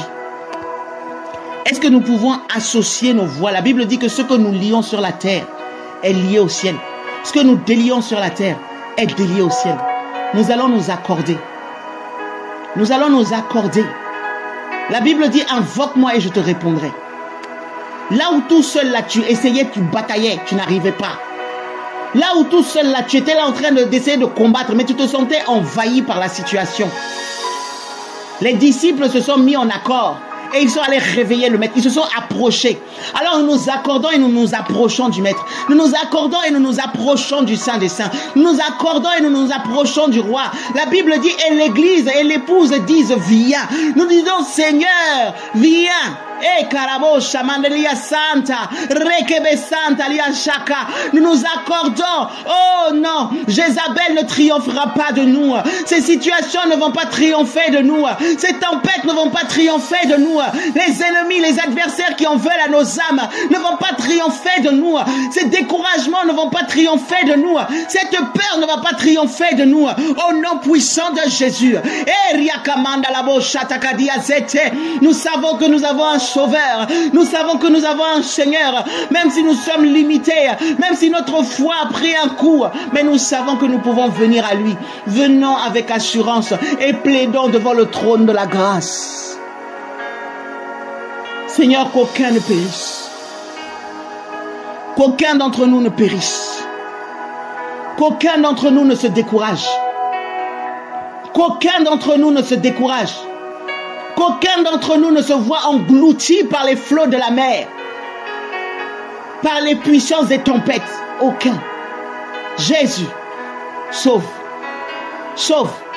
Les tempêtes qui avaient soufflé dans nos vies, les tempêtes qui avaient soufflé dans nos familles, les tempêtes qui avaient soufflé dans nos finances, les tempêtes qui avaient soufflé dans nos projets, les tempêtes qui avaient soufflé dans la maison de nos pères et de nos mères, les tempêtes qui avaient soufflé dans nos santé, les tempêtes qui avaient soufflé dans nos vies affectives, dans nos vies émotionnelles, les tempêtes qui avaient soufflé, oh, dans tout ce que nous voulons faire dans nos ministères. Seigneur Jésus, sauve. Seigneur, sauve. Santa, je m'associe à mes sœurs, je m'associe à mes frères. Éternel, sauve. Jésus, Yehoshua Mashiach, celui qui est oint, celui qui ôte les péchés du monde, celui qui est le premier-né d'entre toute la création, celui qui a tout pouvoir, celui qui a tout pouvoir. Seigneur, je sais que tu peux tout. Je sais que tu peux tout. El Shaddai, Yahweh Shammah, El Elyon, Adonai, Dieu des cieux, Yehoshua Mashiach. Merci, parce que tu calmes la tempête. Tu calmes les vents qui avaient été envoyés pour nous abattre. Les paroles qui étaient sorties du fond des ténèbres pour essayer de nous détruire, elles sont arrêtées au nom de Jésus. Elles sont arrêtées au nom de Jésus. Elles sont arrêtées au nom de Jésus. Alléluia. Parce que notre Dieu est plus que vainqueur. Parce que notre Dieu est plus que vainqueur. Alléluia. Je vais vous donner aussi un petit témoignage. Parce que je pense que quand le Seigneur fait quelque chose, il faut lui rendre gloire. Il ne faut pas garder les choses juste pour nous. La Bible dit, ils l'ont vaincu à cause du sang de l'agneau et de la parole de leur témoignage. Vous savez, il y a ce week-end, je suis partie avec mes sœurs et on est parti avec un programme en région parisienne. Nous sommes partis et nous bénissons le Seigneur parce que le Seigneur, vraiment, je lui rends gloire pour la vie de Papa Emmanuel. C'est un homme de l'esprit qui est sensible à l'esprit de Dieu et qui est très sage. Vous voyez? Quand on est arrivé, il nous a appelés pour avoir un temps de prière avec nous. Parce que le Seigneur lui avait révélé qu'il fallait qu'il prie pour nous. On est parti au programme le samedi. Et le dimanche aussi, il y avait un programme. Donc, nous nous sommes levés. Et en plus, on devait être là-bas à une certaine heure. Parce que c'est un endroit où c'est dur de se garer. Donc, quand tu arrives en retard, pour trouver de la place, là, c'est compliqué. C'est vraiment compliqué. Donc, il faut arriver tôt. Et donc, on a pris la route. Et lorsque nous avons pris la route, sur la route, déjà, avec le retard, Dieu même fait tellement bien les choses. C'était pas moi qui étais au volant. Donc, la sœur Evelyne conduisait et elle conduisait tranquillement. Dans mon cœur même, j'avais envie de lui dire, ma sœur, appuie un peu sur les champignons pour qu'on arrive. Quand même, tu vois qu'on a quitté tard. Je voulais parler, mais quelque chose me dit, ferme ta bouche. J'ai rien dit. Voyez? Et on arrive à un endroit, on a été obligé même de ralentir parce qu'il y avait un accident. Et donc, les voitures roulaient tranquillement. Voilà, le temps d'esquiver là où il y avait l'accident et tout. Donc, on a dépassé l'accident et on est passé. On est passé, tout allait bien. On a commencé à rouler. On est parti. Au bout de quelques minutes, la voiture a commencé à envoyer des signaux bizarres. Des signaux bizarres. On s'est dit, mais qu'est-ce qui se passe? Je ne sais pas.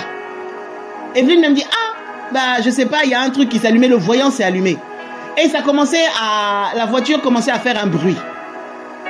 Je lui ai dit, ma sœur, je pense que ça serait bien que tu te gares pour qu'on puisse voir ce qui se passe. Donc, elle a essayé d'avancer un peu, mais plus au fait elle avançait, plus le bruit devenait compliqué. Plus elle avançait, plus le bruit devenait compliqué. J'étais dans la voiture avec ma sœur Evelyne, avec ma sœur Déborah, avec ma sœur Aurel et avec ma sœur Abigail. Elle s'est garée. On est sorti. Et c'était même pas un endroit où on pouvait se garer parce que c'était très dangereux. On est sorti pour regarder l'état des pneus. Humainement, quelqu'un ne peut pas faire ça aux pneus d'une voiture, je vous assure. Je n'ai jamais vu ça. Dans ma vie, j'ai déjà eu des crevaisons de voiture. Je n'ai jamais vu ça. J'ai commencé à réfléchir. Déjà, quand je regardais les pneus là, les pneus étaient en train de fumer. Il y avait de la fumée qui sortait des pneus. Je me suis dit, mais attends, dans le moteur là, il y a eu un métal qui est sorti, qui commence à déchiqueter les pneus ou qu'est-ce qui se passe? Je ne comprends pas. Il se passe quoi? Mon cerveau essaie de comprendre de manière logique comment des pneus peuvent être dans un tel état. La fumée sortait des pneus, les amis, la fumée. Je regarde les pneus là, on dirait que ça a fondu. Et en peu de temps, en quelques secondes, en quelques minutes, c'est même pas qu'on a roulé longtemps, hein. Le temps que les pneus étaient là et là, j'ai pas compris. On regarde les pneus. C'est comme si quelqu'un avait pris une hache. Mais un couteau ne peut même pas faire ça. Une hache pour donner des coups et des coups et des coups et des coups aux pneus. Il y avait au moins 6 ou 7 coups. Un endroit même, j'ai dit, même des griffes là, je ne sais pas. Je me suis dit, mais c'est quoi ça? C'est quoi ça? Si on roulait vite là, c'était la mort. Hein. C'était la mort. Et maintenant, la police qui était, je pense, qui était allée sécuriser l'autre voiture, peut-être qu'ils ont fini, je ne sais pas.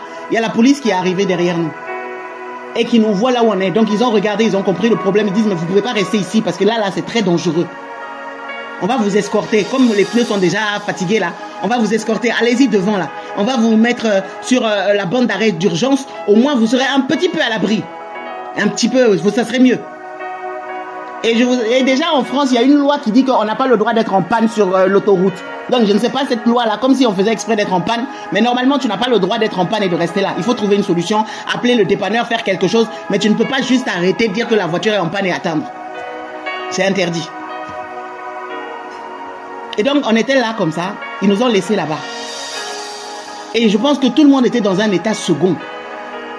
On était dépassés. On comprend, mais on ne comprend pas. Et spirituellement, tu sentais qu'il y avait quelque chose. C'était pas naturel. Vous voyez? Et il y a différentes grâces au niveau spirituel. Il y a des gens qui entendent la voix du Père. Il y en a qui voient quand Dieu parle, quand Dieu fait. Il y en a qui sentent. Vous voyez? Et moi, je sais que parmi les choses, je sens en fait. Souvent, il y a des choses que je ne peux pas expliquer, mais je sens. Et plusieurs parmi nous, des fois, nous sommes comme ça. Ça s'appelle la grâce sensorielle. C'est-à-dire que tu peux même être à côté de quelqu'un. Si la personne est triste, tu sens la tristesse. Quand quelqu'un a peur, tu sens la peur. Quand quelqu'un est d'une certaine... Tu sens en fait. Et des fois, tu sens la vie de la personne. Voyez? Et donc, imaginez dans un temps comme ça où le vent, l'ennemi envoie le vent de l'accident, les tempêtes qui se déchaînent, les flots qui viennent. Et on est là dans la voiture. Des femmes. On n'est pas expérimenté à l'accident. On sait principalement mettre de l'essence et puis rouler. Donc, s'il y a un problème là, c'est chaud. Avant qu'on ne parte, il y a quelques semaines, Papa Emmanuel avait reçu une parole pour la sœur Déborah. Par rapport à sa voiture. Il lui avait demandé, il avait dit qu'il la voit au fait toute seule dans un endroit avec un problème de voiture et que la voiture, il y avait le mot fumée. Elle se retrouvait seule et la voiture avait un problème. Elle était toute seule. Et qu'il fallait qu'elle contrôle sa voiture, il fallait qu'elle emmène pour réparer la voiture. Et elle avait même témoigné en disant que oui, on lui a dit qu'il y a un problème d'enfumage ou je sais pas, il y a un truc. Mais bon, normalement, les garagistes avaient dit il y a un an que ça pouvait encore. Et papa a dit non, il faut faire voir la voiture. Donc, parce que l'ennemi veut utiliser ça pour faire quelque chose. Et du coup, ça peut générer encore d'autres problèmes. Donc, on s'est souvenu de ça parce qu'à la base, on devait aller avec la voiture de Déborah. Et comme c'est une 5 places, on s'est dit, bon ben voilà, ça fait 5 places, on part et tout. Mais Evelyne, tout d'un coup, a dit non, elle a reçu qu'il faut qu'on prenne sa voiture à elle. Il faut qu'on prenne sa voiture. Donc on est parti avec la voiture de Evelyne, de la sœur Evelyne, qui avait fait le contrôle technique. Donc c'est-à-dire que les spécialistes avaient regardé la voiture, allait bien, tout allait bien. Tout allait bien. Et nous voici dans une situation comme ça. Voyez? Et sur le coup, les vents soufflaient tellement que je vous assure, hein, même avec une des sœurs, nos cœurs ont commencé à se chauffer là-bas. Voyez? Parce que quand ça chauffe là, quand la pression est là, des fois toi-même tu es en cocotte minute. Donc, c'est pas que c'est allé tout loin, mais dans l'esprit, c'est quand même allé loin. Nos cœurs étaient quand même assez chauffés. Vous voyez? Et pour des choses banales, hein, des choses bidons, est-ce qu'il y a les pneus de secours? Ça c'est un truc simple, voyez? Mais c'est pour vous dire que des fois, quand l'ennemi veut allumer le feu, il peut allumer le feu avec n'importe quoi, avec une goutte d'eau. Le problème n'est pas la situation, le problème est l'esprit qu'il y a derrière pour essayer d'envenimer la chose. Voyez? Et merci Seigneur parce qu'il a ouvert nos yeux pour que finalement on comprenne que la situation là n'était pas normale. Il nous a rappelé le fait que voilà, tu vois, on a dû changer de voiture, c'était pour éviter l'accident. Parce que si on avait pris la voiture de Déborah, peut-être que ça aurait été pire, c'était ça qui était prévu par le monde des ténèbres. Le fait que papa ait appelé pour prier. Et il y a une maman, la maman qui nous a hébergés. Elle a dit que le Seigneur l'a réveillée à je ne sais pas quelle heure du matin, très tôt la nuit. Elle demandait même pourquoi. Et le Seigneur, le mot qui résonnait en elle, c'était accident, accident, accident, accident. Et elle voyait des cercueils. Elle voyait des cercueils. Pas un cercueil, hein, des cercueils. C'était le plan du diable. C'était le plan du monde des ténèbres. Voyez? Et donc, quand l'ennemi veut faire quelque chose, il s'assure et il se rassure qu'il a forgé des projets, des armes contre toi. La Bible dit que toute arme forgée contre toi, ça veut dire que l'ennemi connaît tes failles, il connaît tes faiblesses, il connaît tes habitudes, il sait que s'il essaie de cette manière, il a toutes les chances, principalement de manière naturelle, de t'avoir. Voilà pourquoi on a besoin de la grâce de Dieu et de l'Esprit de Dieu. Voyez?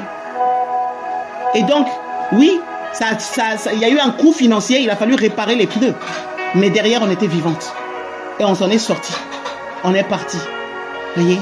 Et plus tard, quand on a échangé avec papa, il disait que dans le règne spirituel, il a vu qu'il y avait une réunion contre nous. Et l'ennemi avait prévu. Et peut-être que nous, on voit juste l'accident. Mais spirituellement, c'était autre chose qui était vraiment prévu contre nous. Et je sais que si on n'était plus là, ça aurait affecté nos familles. Ça aurait affecté le ministère. Ça aurait affecté beaucoup de choses. Mais parce que notre Dieu est vivant, il est celui qui s'est levé et qui a calmé la tempête. Il est celui qui s'est levé et qui a fait silence. Et nous sommes encore là. Et vous savez, quand l'ennemi essaye de t'éteindre et que tu vois que tu l'as dérangé et qu'il a décidé de mettre fin à ta vie et que ton Dieu s'est levé, tu dis, ah, là où tu ne voulais pas que je crie, je vais crier encore plus fort. Là où tu ne voulais pas que j'avance, je vais avancer encore plus fort. Là où tu ne voulais pas que je serve Yahweh, je vais servir Yahweh encore plus fort au nom de Jésus. Au nom de Jésus. Alors je vais dire à quelqu'un, la tempête que l'ennemi a envoyée contre toi, les vents et les flots que l'ennemi essaie d'envoyer pour t'éteindre. Ah non, cela ne va pas t'éteindre. Ça va te rendre encore plus bouillant. Amen, amen, amen. Encore plus bouillant. Encore plus bouillant. Amen. Il est dit, si l'Éternel, alléluia, est pour nous, qui sera contre nous? Amen. Si l'Éternel est pour nous, qui sera contre nous? Beaucoup d'entre nous, si ça dépendait du monde des ténèbres, on ne serait plus sur cette terre. Mais parce que nous avons un Dieu vivant, oh, nous allons avancer. Nous ne mourrons pas, nous vivrons. Et nous raconterons la gloire de l'Éternel. Nous ne mourrons pas, nous vivrons. Et nous raconterons la gloire de l'Éternel. Nous raconterons la gloire de l'Éternel. Aucun combat ne va nous arrêter. Parce que même si nous pleurons, nous allons essuyer nos larmes, nous allons avancer. Si en fait c'est la fin, l'apôtre Paul pouvait dire, qu'est-ce qui nous séparera de l'amour de Dieu? Serait-ce la faim? Serait-ce la nudité? Serait-ce, c'est quoi? Ni les choses anciennes, ni les choses passées, ni les choses présentes, ni la hauteur, ni la profondeur, même pas les anges, ni les hommes. Rien ne nous sépare, que rien ne nous sépare de l'amour de Dieu manifesté en Jésus-Christ. Nous sommes de cela. Nous sommes devenus fous pour Dieu. Nous sommes devenus folles pour Dieu. La folie de la croix là. C'est ça. C'est une assurance pour nous. Alors ma soeur, je ne sais pas ce que tu vis. Mon frère, je ne sais pas ce que tu traverses. Mais je sais une chose. Le secret, c'est l'intimité auprès du Père. Et on va prier, on va le louer, on va l'adorer. Le diable là, ne peut pas avoir gain de cause. On ne partira pas avant le temps. On ne mourra pas avant le temps. Pour finir, même quand je suis rentré, un de mes garçons, il vient, il commence à dire, maman, moi j'ai beaucoup pleuré, hein. Je sais pas, j'ai beaucoup pleuré. Parce que dans ma tête et tout, j'entendais accident. J'avais peur que tu fasses un accident. J'ai dit, Seigneur, cette affaire-là était vraiment sérieuse. Hein. Donc nous voulons rendre gloire à Dieu. Plusieurs d'entre nous, nous sommes vivants. Mais on était sur l'agenda du monde des ténèbres pour nous exterminer. Eh bien, on ne mourra pas. La Bible dit qu'il est celui qui a effacé l'acte dont l'ordonnance nous condamnait. Donc ils se sont réunis. Ils ont fait des réunions. Ils ont fait des projets. Ils ont fait des actes dont les ordonnances nous condamnaient. Mais Jésus-Christ, la résurrection et la vie, l'Éternel des armées, celui qui dit personne ne touche à mes oins, personne ne touche à mes brebis. Oh, ce Dieu-là s'est levé et il a déchiré l'acte dont l'ordonnance nous condamnait. Le décret de mort qui était là, comme lorsque Aman a fait le décret de mort contre le peuple d'Israël, le Dieu tout-puissant s'est levé. Cela ne veut pas dire qu'il ne va pas y avoir des secousses. Cela ne veut pas dire qu'il ne va pas y avoir des tempêtes, mais tu ne mourras pas. Tu ne mourras pas. Amen. Tu ne mourras pas. Tu ne mourras pas. Amen. Tu vivras et tu raconteras la gloire de l'Éternel. Alléluia. Voici ce que j'avais à partager. Et vraiment, soyez fortifiés, soyons fortifiés. Si notre Dieu a dit que même le nombre de cheveux que nous avons est compté, ça veut dire que personne ne peut te voler ne serait-ce qu'un fil et un iota sans que notre Dieu le voie et le sache. Alignons-nous seulement à notre Père, à sa volonté et à ses plans parfaits. Il fera au-delà. Il fera au-delà. Et que l'unité soit notre partage. Ça aussi, c'est une clé que je voulais dire avant de finir. L'unité. L'unité. L'unité. Dans le monde, on dit diviser pour régner. Et on voit que même au niveau politique, que ce soit au niveau des entreprises, au niveau du gouvernement, au niveau de beaucoup de choses, même au niveau de plein de choses. L'ennemi, quand il veut passer quelque part, il commence par diviser. Il commence par diviser. La Bible dit, frappe le berger et les brebis seront dispersées. Quand tu divises, tu amoindris la force et tu empêches de faire ce qu'il fallait faire. Voyez? Donc, demeurons unis. Je vous assure. Des fois, humainement, tu peux voir des choses qui peuvent vouloir te chauffer, te faire sortir de tes gonds, te mener à parler, à dire beaucoup de choses ou à poser des actes. Ne le fais pas. Ne le fais pas. Sois sensible à l'Esprit de Dieu. Si tu as vu des choses qui ne sont pas normales, tu as entendu des choses qui ne sont pas normales, ne parle pas vite. Ne parle pas vite. Et si jamais tu as parlé, rattrape-toi, ressaisis-toi. Ne donne pas l'adversaire, ne donne pas l'avantage à l'adversaire. Ne donne pas l'avantage à l'adversaire. Ton frère en Christ, ta soeur en Christ, ne permet pas que le diable vienne s'initier pour gâter votre relation. Parce que la Bible dit que un chasse 1000, mais 2 chassent 10 000.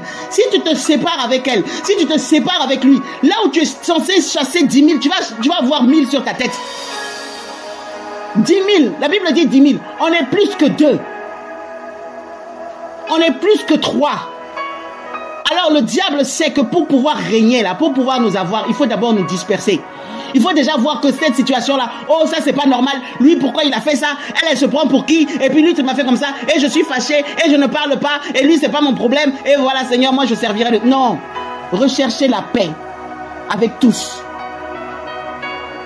La paix avec tous. La paix avec tous. La paix. Que tu aies raison ou que tu aies tort, c'est pas le problème. Ça serait, parce que la Bible dit que même si tu veux aller apporter ton offrande, si tu sais que ton frère a quelque chose contre toi, il n'est pas dit si tu as raison. Hein. Il n'est pas dit si tu as raison.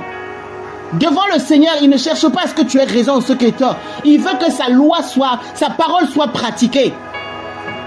La réalité spirituelle. Voilà pourquoi il parle de l'humilité. Parce que quelqu'un qui est orgueilleux, quand tu as raison, tu ne vas pas t'humilier. Tu ne vas pas aller demander pardon. Tu vas pas aller te dire non, voilà, ma soeur, je sais que j'étais offensé, mon frère, je sais que... Tu auras tendance à dire, ouais, ben je t'avais dit que, et puis toi-même tu sais que, et puis finalement même si... Et tu vas vouloir justifier, montrer que tu avais raison. Tu vois? Et ça va envenimer les choses. Je vous assure, je connais la vie de personne, hein, mais c'est quelque chose que le Seigneur m'a enseigné. Je ne sais pas si tu as un problème avec quelqu'un.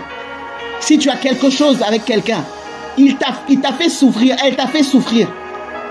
Il t'a fait couler des larmes. Il a fait battre ton cœur. Il t'a arraché des choses qu'il ne devait pas t'arracher. Il a mal fait.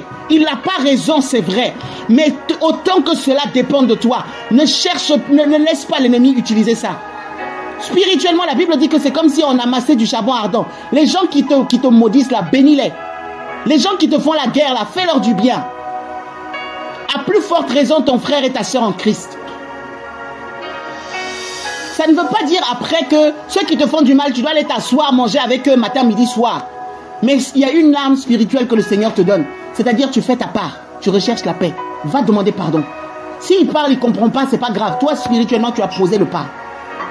Ça va te rendre puissant dans le règne spirituel.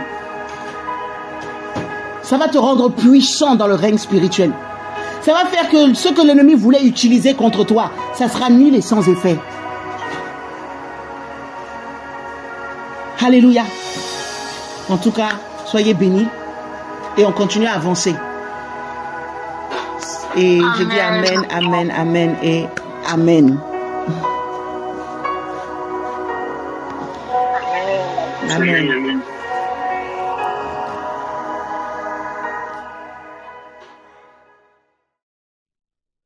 N'hésitez pas à liker, à partager la chaîne et à vous abonner. Soyez bénis.